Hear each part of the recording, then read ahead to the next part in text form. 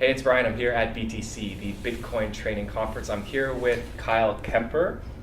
Kyle is the Executive Director of the Bitcoin Alliance of Canada and as well as the founder of the Social Wallet. Kyle, thank you for being here. Brian, thank you for having me. Great. Very exciting. Great. Kyle, what brings you to the event in Toronto here today?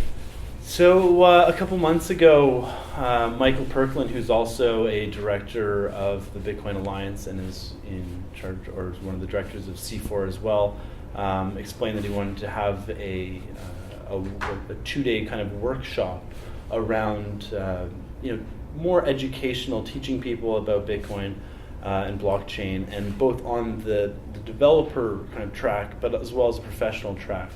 And this was very kind of complementary to what the Bitcoin Alliance of Canada's mission is. So we decided that this is something that together we'd like to work on, and so we sponsored it. And 3-4 months or 5 months later now we're here, and we've had a great turnout, and the next 2 days should be a lot of fun. Yeah, I looked at the crowd out there. You have technologists, you guys have people from banks show out, accountants, so really people from all walks of industries. It's just a testament to the state of the industry and the excitement within it.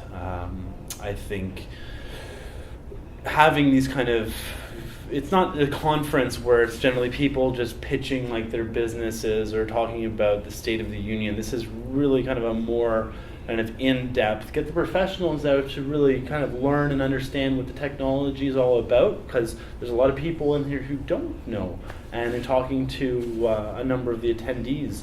They're very appreciative of this kind of forum, and there just simply isn't enough kind of options for education. Mm-hmm. And so they're thankful, and we're happy to put this on, and we're really looking forward to building partnerships and having them take this information back to their organizations and growing it from there. Now you say we, so it's the Bitcoin Alliance of Canada that's the major sponsor for the event. Correct. What is the Bitcoin Alliance of Canada? Who are you guys looking at? Yeah, so the Bitcoin Alliance of Canada was created in 2014, and the first kind of major event we had was the Bitcoin Expo, held in Toronto. And it's comprised of individual members all across Canada, and our mandate is to promote education and understanding, and also consultancy a little bit towards individuals, consumers, merchants, and policymakers. Sure. So in the last couple of years, we've attended many different events. We've hosted some events. We've engaged with policymakers. We presented before the Senate of Canada and talked to them about just answered their questions, mm-hmm. and gave our own kind of statements. Mm-hmm. And it's really important that when it started, there wasn't any kind of industry associations. There's the Bitcoin Foundation, but nothing's really Canada specific. They're trying to tackle the U.S. and the world, and we are trying to be a little more specific as to Canada, because in the early days we knew this is very kind of important. But as we are seeing now, it's maturing, and the interest is getting much more professional and higher level. So the need for this is more important than ever. Yeah. So maybe let's dig deep a little bit further then. How has the conversation changed from when Bitcoin Alliance Canada first started and now, just generally? So I just speak to the whole industry. When we started, there was really one exchange in Canada, or maybe two, with Vault of Satoshi as well, and Cia Vertex, and it was kind of just following the big rise of 2013. And since then, there's been so much kind of investment at the ecosystem infrastructure level. Like the plumbing has been built, and now it's starting to start finishing this mansion that is Bitcoin and blockchain. So if it's a mansion, how many rooms have we built of the mansion? It's a completely modular mansion that can grow to house everyone in the world. Gotcha. Now you're working on digital mansion. You're working on a project that is hoping to act as a level of infrastructure as well, the social wallet. So tell me about the social wallet. So the social wallet is designed to be the digital replacement for the physical wallet. As we move to a more digital-centric kind of future and blockchain-centric future where we have multiple private keys and access tokens that we need to store somewhere, we're going to need a digital wallet in order to hold these keys. Okay. And specifically with Bitcoin, all of the Bitcoin wallets have to date been just kind of about Bitcoin and as a place to store and use Bitcoin and store your keys and use it and move it. But what we're thinking is, no, the digital wallet is the replacement for this physical wallet that's in my pocket. So my current physical wallet, I don't have any cash in it, but I could. Mm-hmm. But I've got, I've got my health card, I've got like a Bitcoin cold storage wallet, I've got my Visa card, I've got my debit card, I've got my driver's license, I've got a Horton's card here. And all of these are just access tokens to various accounts. So, the goal with a social wallet is to take this and then take this and bring them together and then remove the need for this. So, and we're doing it in a not-for-profit kind of structure as well, because the wallet is such a required kind of tool that everyone's going to need access to, and it needs to be an open and inclusive kind of project.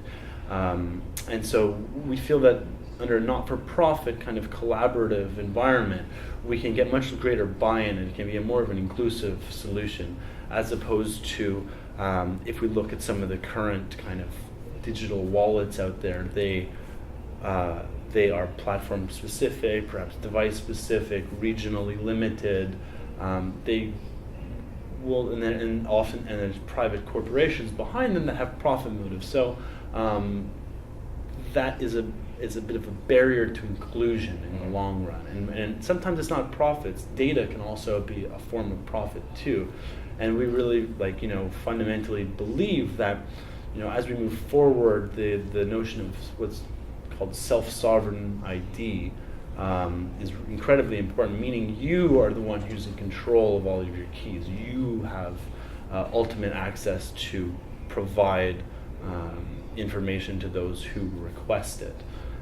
So at the top, you will be able to authenticate your wallet and then access all of your private keys, and they're not correlated to each other, or they're not necessarily correlated to each other, but they could be.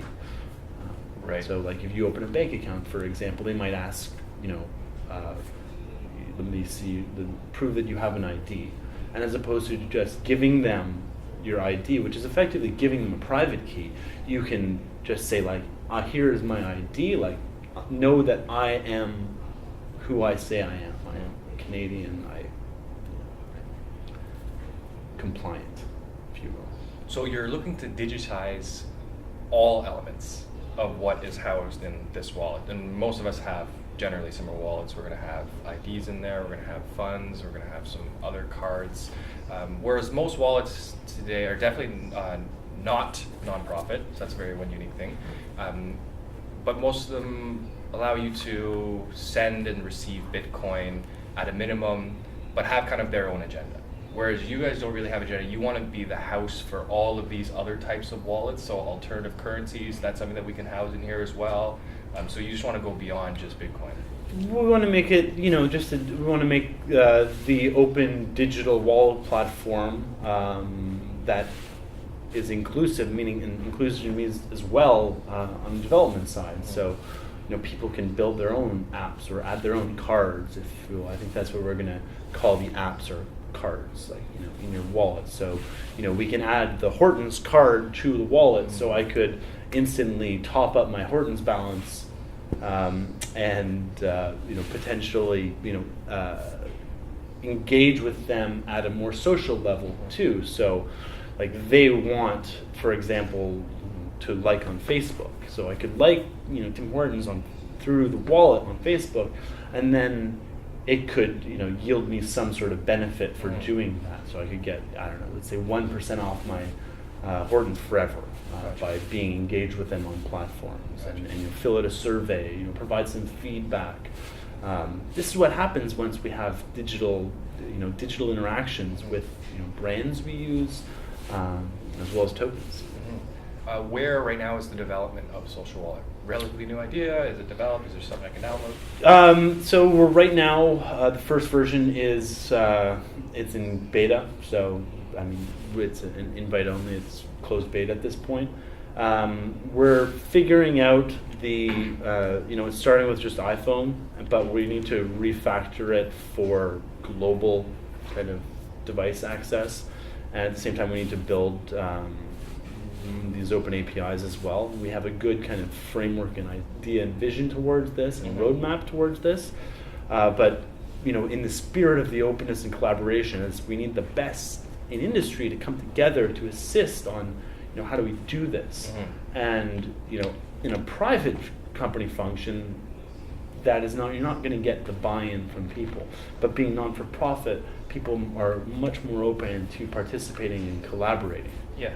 Let's talk about actually people's reactions to the Social Wallet. So I remember when we first conceived this in Miami, and I was out there on the streets, like early validation, and showing, like, I had the screenshots all mocked up end to end, and showing it to people, and telling them, like, it's kind of like Venmo, but you don't need a bank account, and it'll just let you send and request money, like, and we'll enable for small amounts, like no fees and instant transfers. And people, they were so excited. They were like, wow, like that's incredible. And then the concept of the digitization of the wallet, like when we do that, people understand that this is something that we're going towards. Like everyone knows, like that's the future.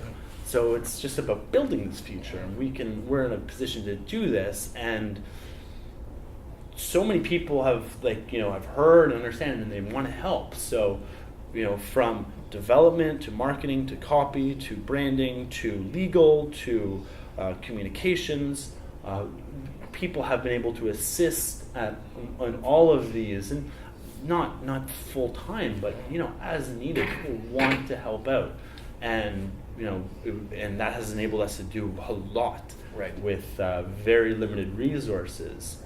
And this speaks to kind of a greater trend in society of what the Institute for the Future has coined the second curve movements.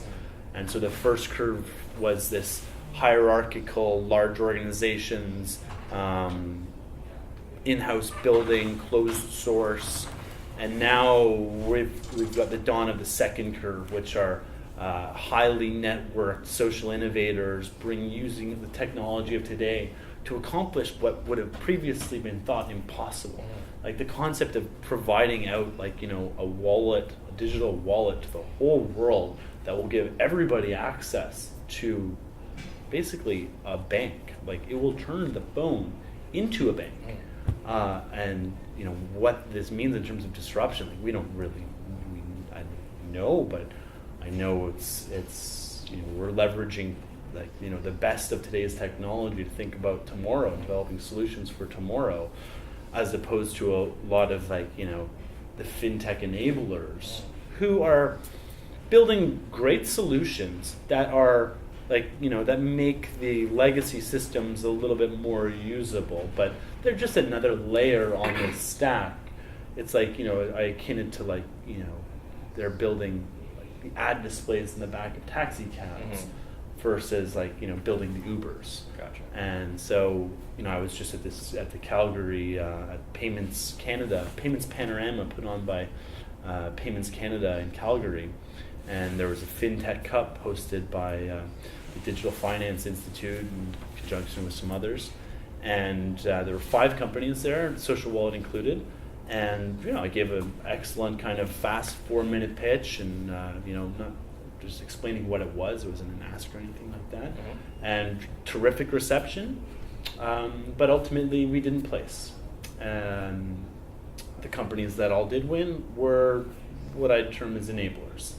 I don't think, in my perspective, I think the disruptive nature of what we're bringing to the table was probably a little bit more than they were willing to endorse via a prize, even if it was, secondary. So, I mean, I understand it and I know this. I mean, people are, and I was talking with a banker in the back, and he's like, wow, good luck. And I had CEOs of banks come out and be like, wow, good luck.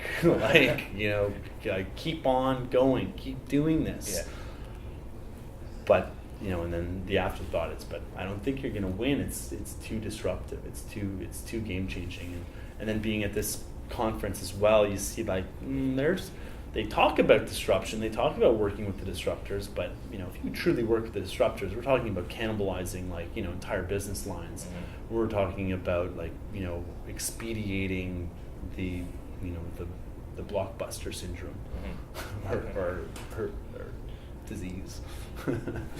If we want to find out more about the project or get involved, how can we do that? So I'm on all over social media on everything. Please reach out.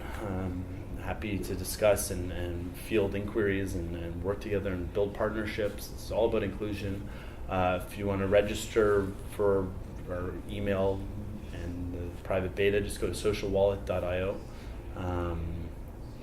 That's pretty much the primary. I mean, we're here. It's open. We want to work with everyone. So just reach out and we'll be in touch. Great. This is Kyle Kemper, Exec Director of the Bitcoin Alliance Canada and founder of the Social Wallet. It's been a pleasure. Thank you, Brian.